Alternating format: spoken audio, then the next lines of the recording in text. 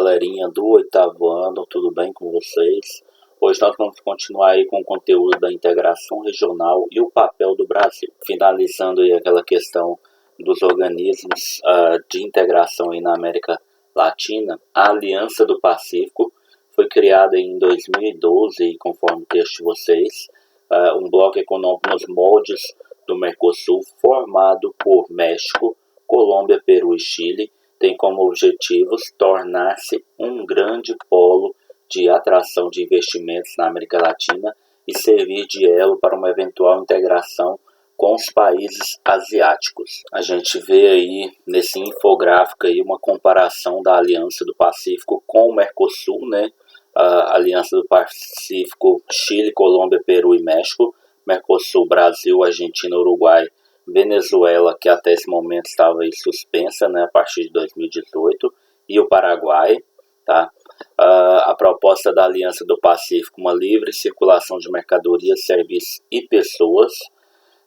No caso do Mercosul, além dessas propostas aí, tem também a questão das tarifas políticas comerciais comuns para terceiros países.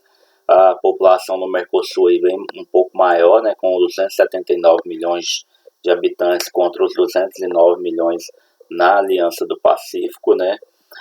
E a questão também dos valores no Mercosul aí um pouco maiores aí, na casa dos 3,3 trilhões, 58% aí do PIB da América Latina, enquanto que na Aliança do Pacífico são 2 trilhões, cerca aí de 35% do PIB da América Latina. E aí o nosso texto segue destacando aí também a proposta da Unasul, que é a União de Nações Sul-Americanas.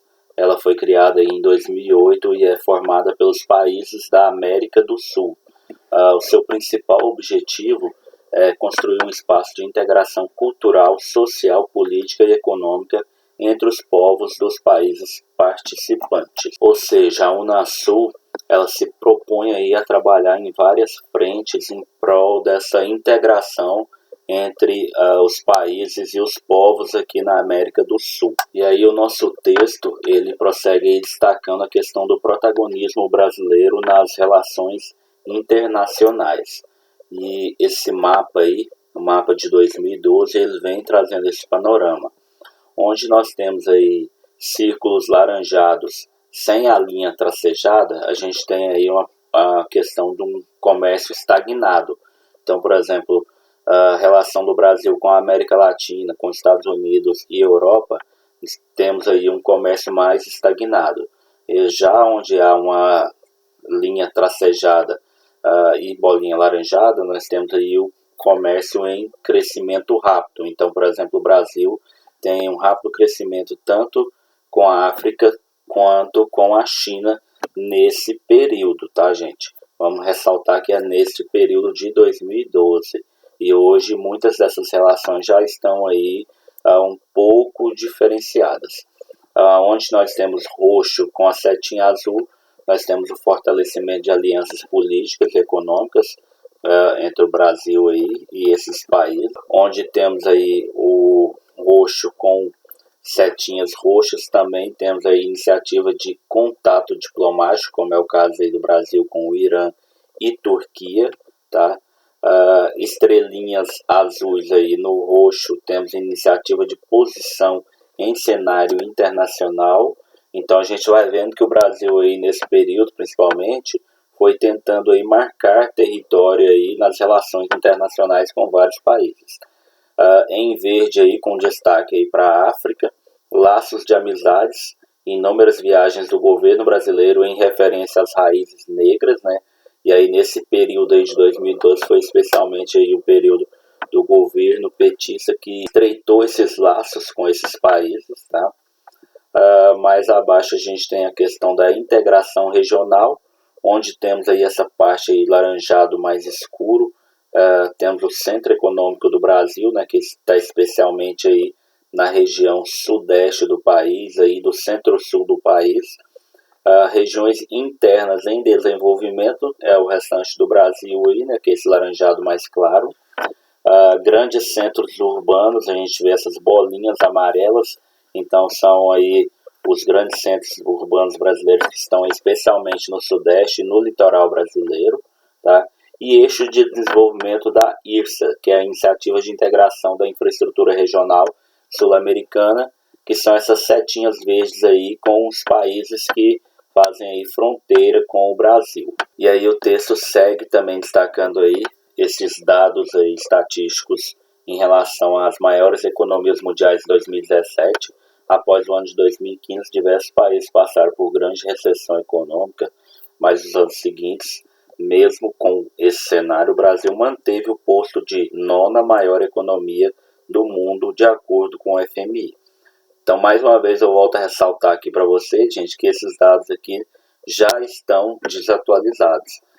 Já em 2020, o Brasil caiu aí para a 12ª economia do mundo, e aí já há previsão aí de que haja uma queda ainda maior nesse ano de 2021, muito em função aí de estratégias erradas aí do governo e da pandemia também da Covid, que influenciaram aí nessa queda do PIB. Seguindo o nosso texto aí, nós temos a questão das relações do Brasil com a Argentina. E aí essas relações Brasil e Argentina, a gente pode destacar que elas tiveram aí momentos de tapas e beijos. Num período inicial, especialmente ali com o processo de independência aí dos dois países, houve um período de instabilidade com a guerra nas Cisplatinas, que eram as antigas províncias do vice-reinado espanhol do Rio da Prata, que eram províncias em terras argentinas. E aí essa guerra, que durou aí de 1825 a 1828, ela culminou aí com a independência dessa região, que se tornou aí o Uruguai. Posteriormente aí, parcerias do Brasil com Bolívia, Paraguai e Uruguai também desagradaram aí o governo argentino, que se viu prejudicado nas suas relações econômicas aí com esses países, e também a construção da usina de Itaipu também gerou aí certos atritos entre o Brasil e a Argentina, porque a Argentina se viu prejudicada na medida em que a usina ocupava ali partes ali da tríplice fronteira entre Brasil, Argentina e Paraguai. No entanto, aí relações diplomáticas conseguiram aí posteriormente aliviar essas tensões entre os dois países. Posteriormente aí, a esse período, as relações entre Brasil e Argentina, elas se estabilizaram, elas entraram numa certa calmaria. A partir de 1980, aí, o governo brasileiro apoiou aí diplomaticamente o governo argentino na guerra que eles tiveram aí contra os ingleses pelas Ilhas Maldivas, né? Em 1990, a criação do Mercosul, e especialmente a partir dos anos 2000, as relações entre Brasil e Argentina têm sido mais amigáveis, marcadas pela busca aí de uma política comum para o desenvolvimento da América do Sul.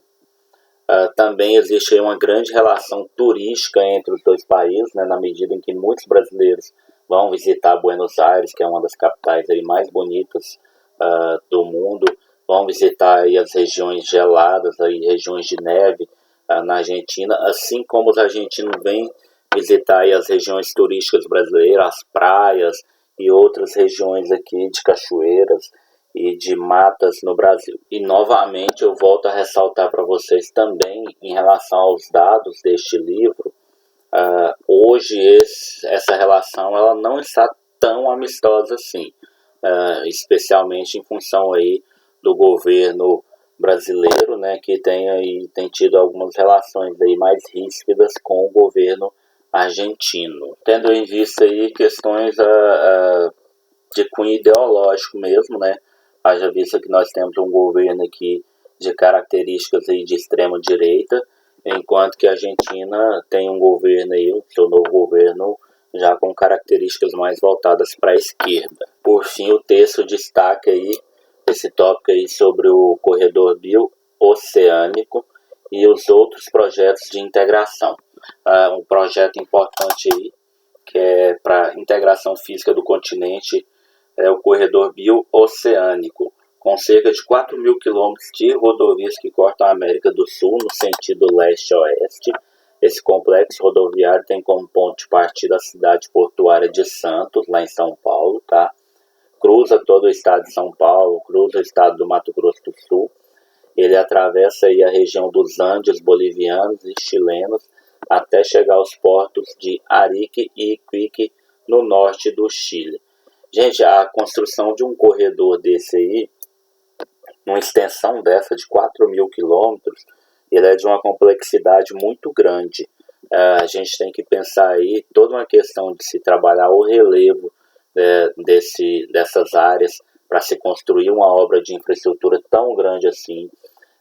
Entram também questões portuárias, questões aduaneiras aí, de fiscalização, de cobrança de taxas entre os países. Entram questões de segurança numa rota tão grande quanto essa também, que pode passar aí por locais desérticos. Entra uma questão também de se transpor, por exemplo, uma cordilheira dos Andes aí, que tem aí altitudes aí acima de 3, 4 mil metros de altitude, né? Então são questões muito complexas para se superar e se construir uma obra desse tamanho. E aí ela vai promover uma integração muito grande, na medida em que, por exemplo, o Brasil, quando precisa exportar seus produtos aí via Oceano Pacífico, ele não precisa fazer toda uma volta por navios para poder chegar até essas rotas, do mesmo modo que o Chile, a Bolívia e esses outros países também não precisam fazer essa volta para chegar e acessar o Oceano Atlântico aqui no Brasil. E aí, ao final do nosso texto, nós temos esse mapa aí mostrando essa outra proposta aí de corredor bioceânico, que é o Paranaguá, lá no Porto de Paranaguá, no Paraná, até o porto de Antofagasta, no Chile. Esse aqui vai passar pelo Paraguai, Argentina e Chile, né, saindo aí do Brasil. Nesse caso é uma proposta aí de corredor ferroviário. É um projeto aí que está em estruturação para que haja essa integração aí entre o Oceano Pacífico e Atlântico por estes 4 países. Então, gente, é isso aí. Tem o texto para vocês lerem, tem o conteúdo explicado aqui. E aí as 3 questões para vocês responderem, tá? Um abraço geografado para vocês e até a próxima.